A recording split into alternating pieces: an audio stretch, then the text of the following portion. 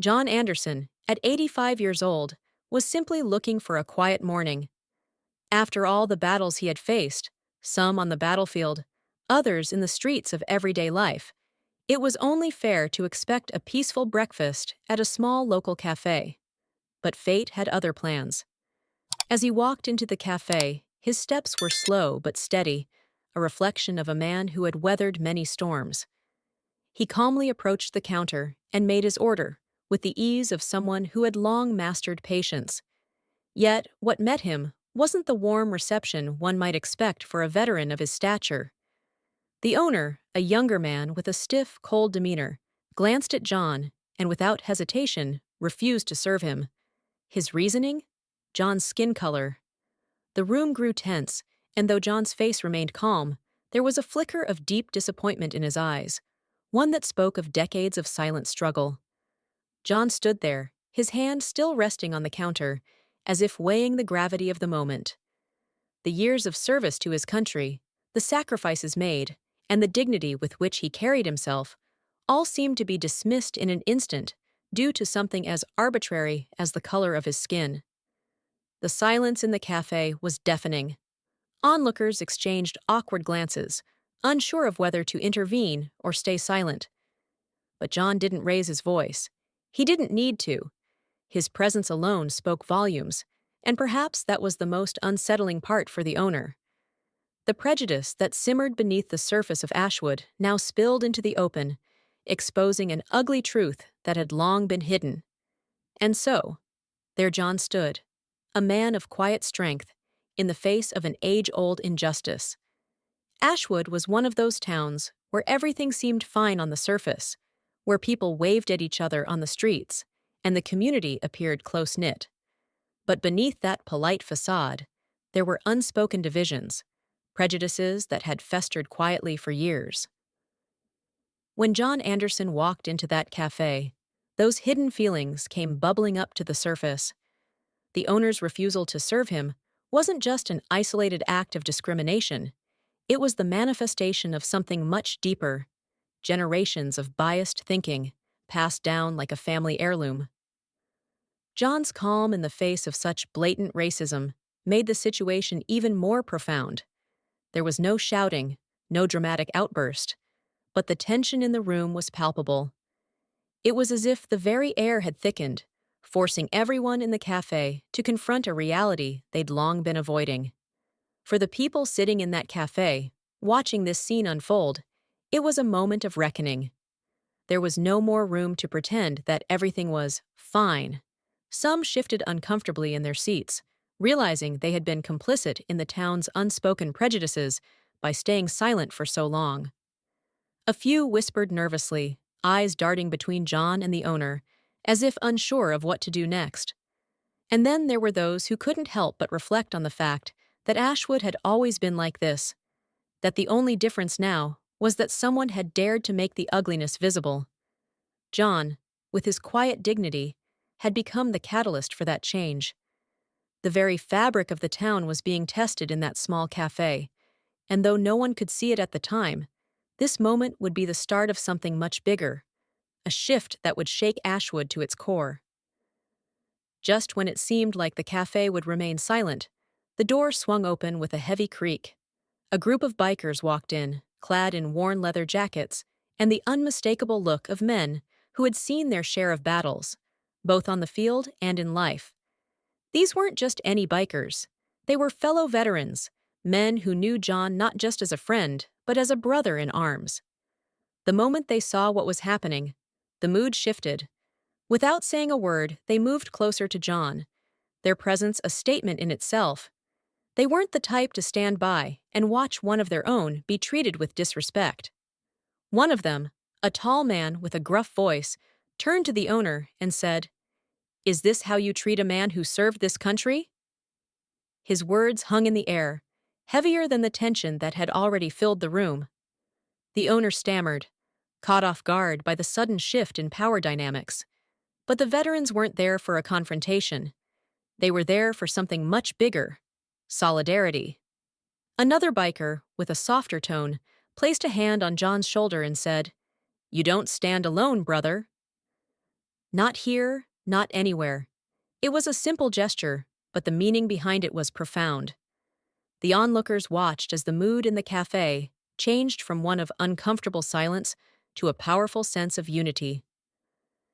These men weren't just standing up for John, they were standing up for everything he represented: a lifetime of service, sacrifice, and dignity. In that moment, the cafe became more than just a place for breakfast. It became the battleground for something deeper, something that had been simmering beneath the surface for too long.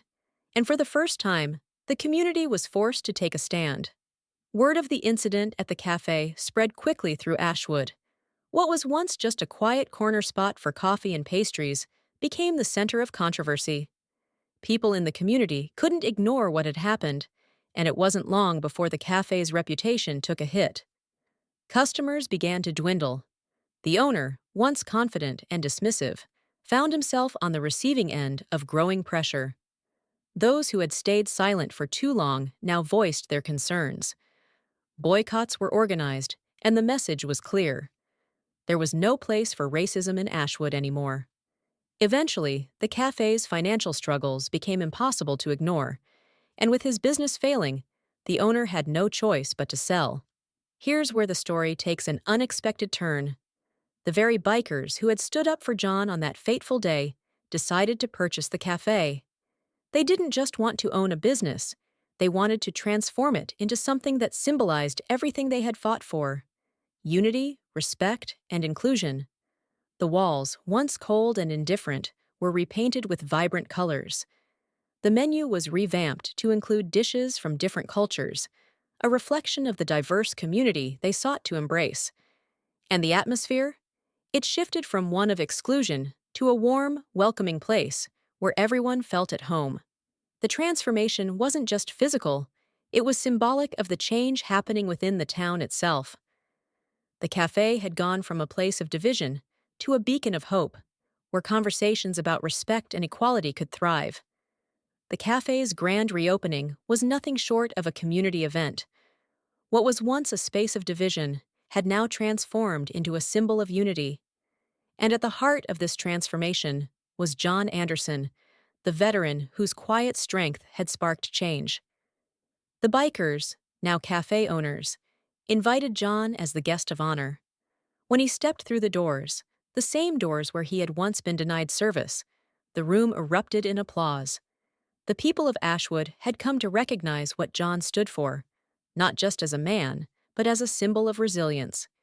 His walk to the front was slow, but the pride in his stride was unmistakable. The once cold atmosphere had been replaced with warmth, laughter, and respect. The cafe had become something more, a place where stories were shared, and everyone, regardless of background, was treated with the dignity they deserved.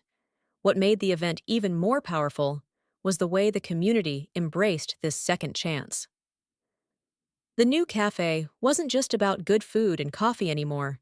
It had become a hub where people from all walks of life came together. There was a mural on the wall, painted by local artists, depicting scenes of unity and moments of solidarity. One section of the mural was dedicated to John, capturing the moment the bikers had stood by his side. It served as a daily reminder to everyone who walked in. Respect and inclusion weren't just ideals to talk about, they were to be lived. The bikers' decision to turn the cafe into a space of inclusion had not only saved a business, but had brought a fractured community closer together. The cafe now stood as a testament to the power of second chances, showing that even in the face of deep-rooted prejudice, transformation was possible. John Anderson's story didn't just end with the cafe's transformation. In fact, it was only the beginning of something far greater. His quiet strength and perseverance had struck a chord with the older members of the community, many of whom had lived through similar struggles but had long kept their stories hidden. Now, inspired by John's resilience, they began to gather at the cafe, sharing their own experiences of hardship and triumph over prejudice. The once silent voices of Ashwood's elders began to echo through the community, reminding everyone that history wasn't something to be forgotten. It was something to be learned from. Younger generations, drawn to the café by its reputation for inclusion, listened attentively, eager to understand the struggles that had paved the way for their present freedoms. John's legacy grew beyond just being the veteran who faced discrimination. He became a symbol of the quiet power that comes from standing firm in the face of adversity. His story inspired not only his fellow veterans, but also the youth of Ashwood, many of whom had never seen such a personal example of dignity in action. The cafe became a place of learning and community engagement, with John often found sitting at his favorite corner table, engaging in conversations with anyone who cared to listen. His presence was a reminder that the fight for equality was far from over, but that every step forward, no matter how small, was a victory worth celebrating. In a world where stories often fade with time, John's legacy remained a living, breathing part of the community, a beacon of hope and resilience for all who walked through the cafe's doors. As you've followed John Anderson's story, one thing becomes clear. Moments like these aren't just about one man, one cafe, or one incident. They're about the choices we all make when confronted with injustice. What would you have done if you were sitting in that cafe? Would you have spoken up, or would you have stayed silent? These are the questions we need to ask ourselves, because in moments like these, silence can speak louder than words. John's story teaches us the importance of standing together, of showing up for what's right, even when it's uncomfortable. So, what will you take from this story? How will you apply its lessons in your own life? We'd love to hear your thoughts. Drop them in the comments below. And don't forget, if this story resonated with you, hit that subscribe button and turn on notifications so you won't miss the next powerful lesson on resilience and solidarity. There's always more to learn, and your journey doesn't have to end here. Check out the next video for even more insights into how everyday acts of courage can change the world around us.